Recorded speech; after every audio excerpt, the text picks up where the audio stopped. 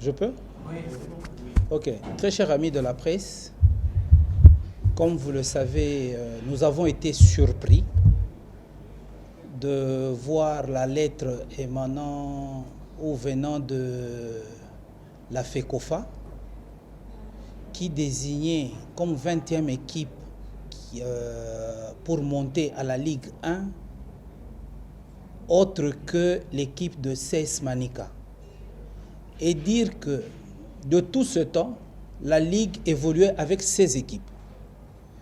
Cette année, il a été décidé pour l'édition 4 2021-2022 qu'on puisse aller à 20 équipes.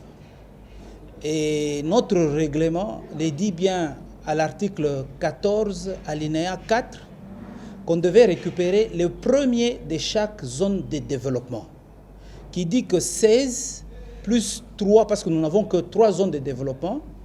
Nous avons la zone ouest, nous avons la zone est et nous avons la zone centre-sud. Et les premiers de chaque zone devaient intégrer à la Ligue 1 qui ramènerait à 19 équipes. Et il fallait qu'on puisse compléter pour qu'on atteigne 20 équipes. Donc il fallait compléter par le meilleur classé de ces 3 zones, donc meilleur deuxième. Nous nous sommes battus bec et ongle pour que nous puissions aussi monter à la Ligue 1, donc être premier de la zone de développement. Mais il s'avère que vous-même, vous êtes conscient que le championnat n'est pas arrivé à la fin. On était obligé de l'interrompre. Et en interrompant les championnats, nous nous sommes retrouvés que nous avions déjà joué que 25 matchs. Et sur les 25 matchs, Manica compte 53 points pour la zone centre-sud. Et pour la zone ouest, Mika a joué 28 matchs. MK a joué 28 matchs. Et sur les 28 matchs, MK a 57 points. Et pour la zone est, c'est l'équipe Kouya qui n'a joué que 14 matchs.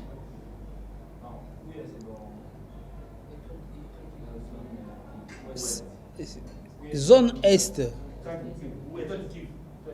Étoile de Kivu, et heureusement que vous m'avez corrigé, c'est Étoile de Kivu qui a joué 7 matchs, non 14 matchs, 7 matchs pour 7 points. Qui fait que si on va au prorata de points sur le nombre de matchs, au niveau de Kivu, il n'a que 2 points. Au niveau de la zone ouest, ça fait 2,012. Non, 2,012, oui. Mais quand on va au niveau de Manica, nous nous retrouvons que Manica a plus de 2. Donc, normalement, la meilleure équipe de toutes les zones de développement, c'est Manica. À notre grande surprise. D'abord, la lettre des directives qui désigne Chinkonkou parle que l'US Chinkonkou est la meilleure équipe mieux classée de la zone centre, sous-zone centre-sud. Et dire que dans notre zone de développement centre-sud, il n'y a pas eu de sous-zone. Ça, c'est un. Nous avons joué en aller comme en retour avec l'US Chinkonkou. En aller, on a eu à avoir un score vierge des 0 buts partout. Et au retour, nous l'avons battu par 3 buts à 1. Donc pour un score cumulé, cela veut dire qu'il y a eu 2-0 que Manica a remporté. Par quoi on peut dire que US Chinkonkou est la meilleure équipe classée de la zone ou de la sous-zone centre, la sous-zone qui n'existe pas, et de la zone centre. C'est une manière à décourager les équipes, parce que normalement, on doit récompenser ceux-là qui travaillent, ceux-là qui se battent sur terrain, mais aujourd'hui, c'est un dernier qu'on vous récupère pour aller mettre dans la Ligue 1.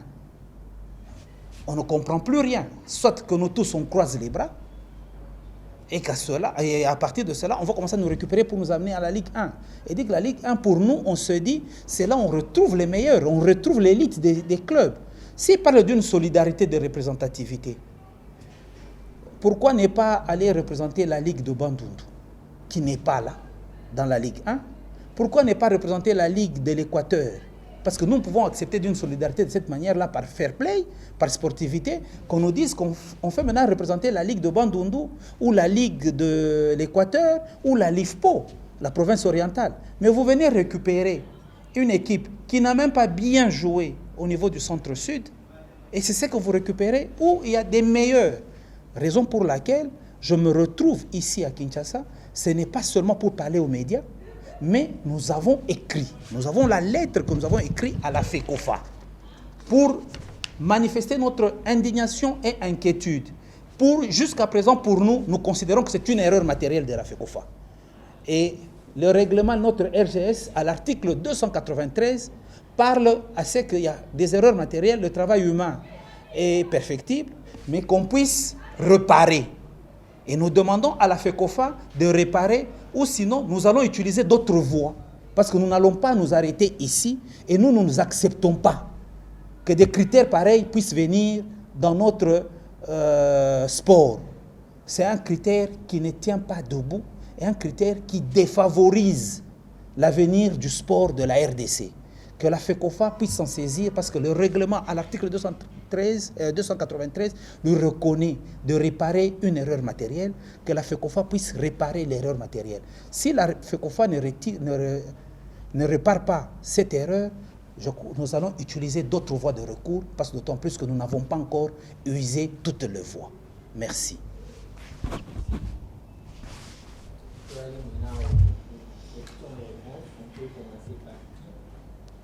Oui, Christian, je pouvais. C'est une série de trois personnes et puis le président répond. Bonjour Président. Oui, bonjour. Moi c'est Christian Bokaya de la Télé 50. J'ai deux préoccupations. La première c'est, je me base d'abord sur votre speech. En vous entendre parler, c'est comme si vous avez des arguments irréfutables et qui pourraient faire à ce que Manica puisse en fait récupérer sa place pour la montée en Ligue 1. Mais pourquoi n'avoir pas d'abord commencé au niveau de l'organe pétier que de parler d'abord parce que le problème il est beaucoup plus technique. Si jamais la FECOFA s'est attelée soit à user du pouvoir discrétionnaire pour choisir Chimkungu, c'est peut-être sur ça aussi qu'il pourrait se justifier.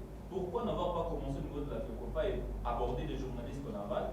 Ça, c'est la première question. Et la seconde, en ira à la FECOFA, est-ce que vous avez tous les arguments, ça maintenant en revers de médaille, qui prouvent que vous avez bien resté au niveau de la Ligue 2 et que, vu le temps imparti, parce qu'actuellement, on connaît même au niveau de la Ligue 1, les championnats ne vont pas reprendre maintenant.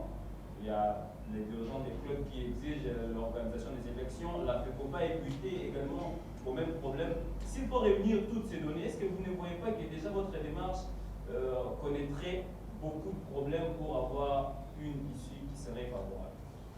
Oui, entendre parler certains dirigeants de la Ligue D ainsi que de la Ligue 1, plusieurs d'entre eux précisent qu'ils n'ont jamais fait le règlement. Oui, comme il y a déjà 4 questions pour 2 personnes, je pense que le président peut répondre. Non, il peut avoir. Président André Patrick Kapata, vous avez dit que Manica pourrait aller au cas où la FECOFA ne répondait pas favorablement. Il y a une ingérence de la politique dans le football parce que nous avons... Qui a une main politique, raison pour laquelle nous cherchons c'est qu'on puisse dépolitiser le sport, parce que le sport n'a pas de couleur. Raison pour laquelle nous prenons l'opinion nationale et internationale à témoin, et qu'on puisse bien nous expliquer le choix de Chimkungu, parce que la lettre venant de la FECOFA qui motive le choix de Chimkungu démontre noir sur blanc en disant que c'est l'équipe la meilleure classée de la sous-zone. Je viens de vous dire ici qu'il n'y a pas eu de sous-zone dans la zone centre-sud. Donc déjà, pour nous, nous considérons comme étant erreur matérielle, qu'ils ont considéré que la zone centre-sud avait des sous-zones. Maintenant, nous venons pour leur faire voir qu'il n'y a pas eu de sous-zone. Nous considérons ça comme étant une erreur matérielle. Et puis 2, on parle de représentativité. parlant de représentativité, c'est là où nous disons si c'est par représentativité ou fair play. Parce que dans la zone centre-sud, il y a des équipes déjà qui sont au niveau de la Ligue 1. Par solidarité, Manica accepte alors, pour cette représentativité, qu'on aille là où on a la Ligue de Bandundu, on a la LIFPO, on a la Ligue de l'Équateur, qui ne sont pas dans la Ligue 1. Qu'on nous prenne alors des équipes de ce côté-là, là on comprendra de cette représentativité et de cette solidarité. Mais et non pas, vous venez dans une représentativité où déjà cette zone est mieux représentée. Pourquoi seulement le choix de la zone centre-sud? C'est là où vous allez récupérer une équipe, soi-disant représentativité ou meilleure classée, tout en oubliant là où même quand vous prenez toute la Ligue 1, vous ne me direz pas le contraire qu'il y a une équipe de l'Équateur.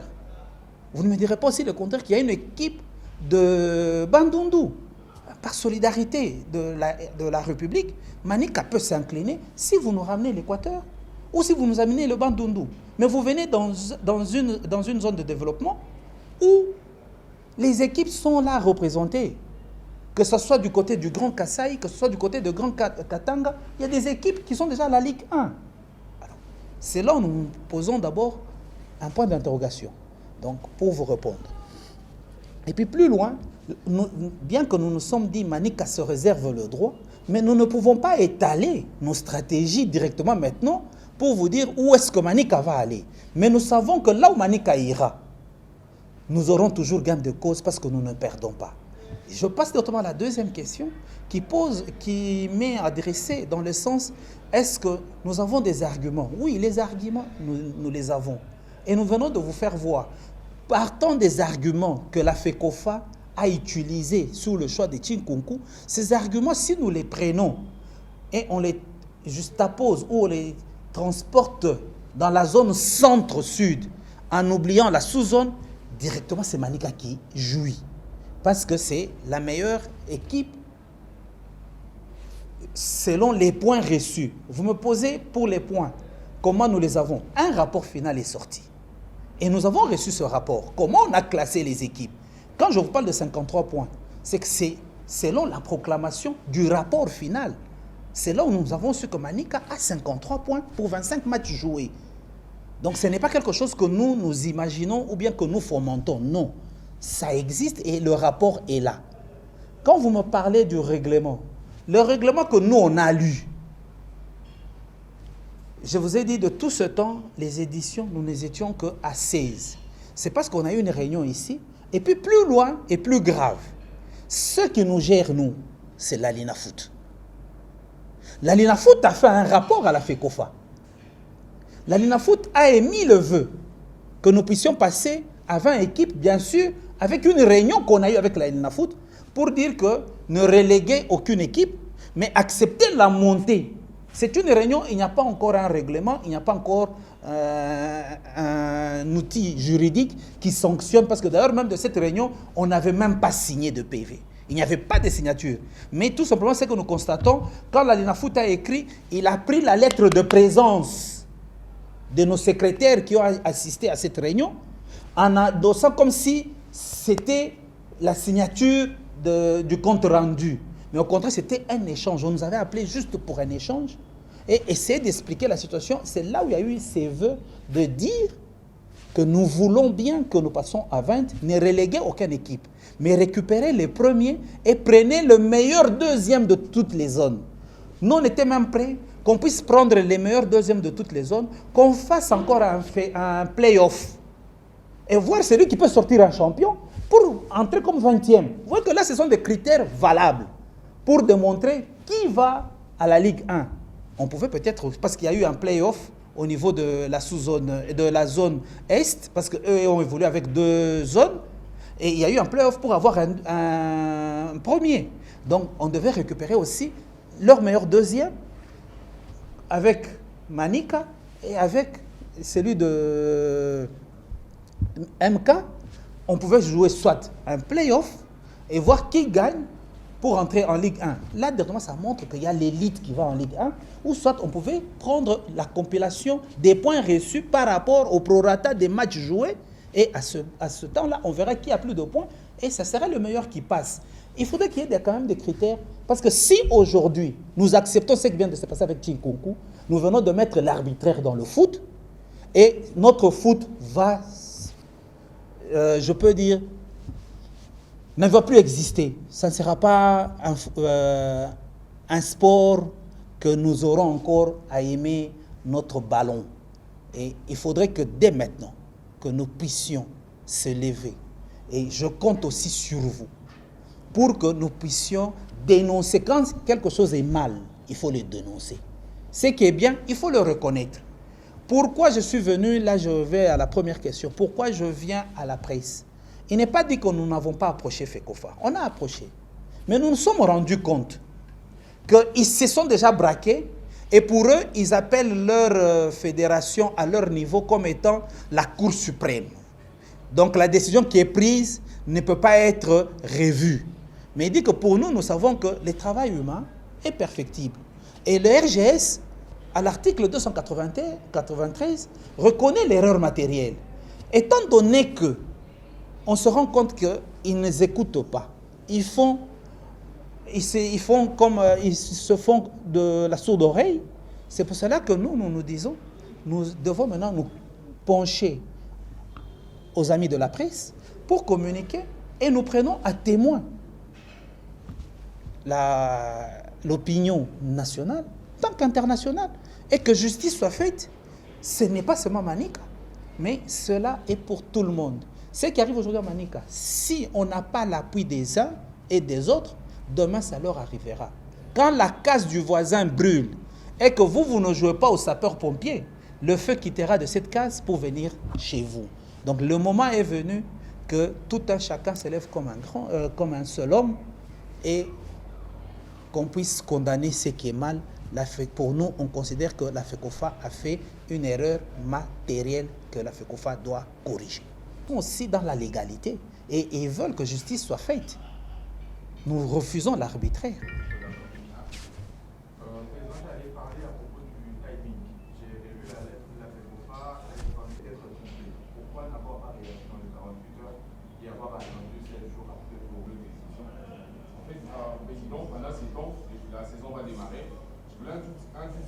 À la FECOFA. Donc c'est pour vous dire que pendant ces 7 jours, nous avons approché la FECOFA. Nous étions dans les pourparlers. C'est là maintenant quand on s'est rendu compte que la FECOFA est en train de se braquer, la FECOFA ne veut pas évoluer. Nous passons à la vitesse supérieure. Parce que d'abord on s'est dit arrangement à l'amiable et leur faire voir leur erreur matérielle. Et on se rend compte que la FECOFA se braque. Nous passons à la vitesse supérieure. La vitesse supérieure, nous avons écrit. Parce que les paroles s'envolent, les écrits restent. Le fait que nous avons écrit, c'est pour nous permettre la voie, même si nous devons aller à l'instant supérieur. L'instant supérieur nous posera la question. Est-ce que, avez-vous saisi? Donc il faudrait qu'il y ait des traces. Raison pour laquelle nous avons écrit, raison pour laquelle maintenant on fait venir les chevaliers de la pluie, parce qu'ils nous accompagnent et nous sommes bien avec eux, pour que nous puissions démontrer noir sur blanc qu'on a été avec la FECOFA, on se rend compte que la FECOFA se braque, avant de passer à l'instance supérieure, que nous n'ayons pas ou que nous ne soyons pas condamnés demain. Nous prenons aussi à témoin la communauté, l'opinion nationale et internationale par votre entremise avant de continuer. Raison pour laquelle vous me voyez devant vous et raison pour laquelle maintenant nous saisissons. Parce qu'il n'y a pas un délai qui est dit que si la décision est sortie, c'est en ayant autant pour un recours. Le recours, c'est à tout moment, nous pouvons le faire. Je vais vous expliquer, il y a un cas qui nous est arrivé nous-mêmes dans la zone centre-sud. On avait déjà même débuté le championnat. Je crois qu'on avait déjà même eu à jouer 7 matchs. On nous a ramené Skom Mikishi, qui est venu de l'entente. Donc pour dire qu'ils ont reconnu une erreur. Et même cela s'est fait aussi avec la Ligue 1. On avait déjà démarré et on a ramené Blessing. Donc pour nous, on s'est dit, même s'ils ont fait sortir leur calendrier, étant donné que l'erreur matérielle, parce que jusqu'à présent, pour nous, on s'est dit c'est une erreur matérielle. On ne peut pas parler de mauvaise foi, on ne peut pas parler de quoi que ce soit, mais pour nous, nous considérons une erreur matérielle que même si le calendrier est déjà sorti, ils peuvent vite se rebiffer pour dire qu'il faudrait que nous puissions remettre Manica dans ce droit ou mais remettre la meilleure équipe de toutes les 3 zones dans ses droits. Alors, pour la question de la santé de l'équipe, je ne suis pas venu seul, je suis venu d'ailleurs avec le coach de Manica qui est là, Séguin. Je crois que cette question, c'est mieux de lui poser parce que lui-même, le coach, qu'il puisse maintenant vous répondre de la santé de l'équipe et à quel niveau nous en sommes à ce jour. Mais je peux déjà anticiper en vous disant que nous sommes prêts à jouer à la Ligue 1 et nous sommes prêts à rencontrer toute équipe de la Ligue 1. Mais pour des détails, le coach Séguin est là, je suis venu avec lui, il peut vous répondre. Oui, Cédric, je crois que c'est la toute dernière question. La problématique des litiges au sein de la Ligue et la Ligue. Je crois avoir répondu à cette question en disant qu'il n'est pas indiqué à cet instant de démontrer tout ce qui est stratégie de Manica face à tout ce qu'il est en train de recevoir. Nous, on n'accepte pas la politique de la chaise vide. Nous n'acceptons pas. Mais pour le reste, le moment venu, parce que vous êtes avec nous, vous nous accompagnez d'habitude, à chaque fois que nous allons changer de stratégie, au cas où nous ne retrouvons pas gain de cause, vous serez les premiers à être appelés et à informer que voici maintenant Manica sa stratégie et tout cela. Mais pour l'instant, on ne dévoile pas nos stratégies, mais nous demandons seulement à la FECOFA de corriger l'erreur matérielle. Merci beaucoup. Je pense que nous sommes arrivés à la fin de la petite mise au point du vice-président du CS Manica. Président, nous vous remercions pour votre disponibilité et nous espérons vous recevoir.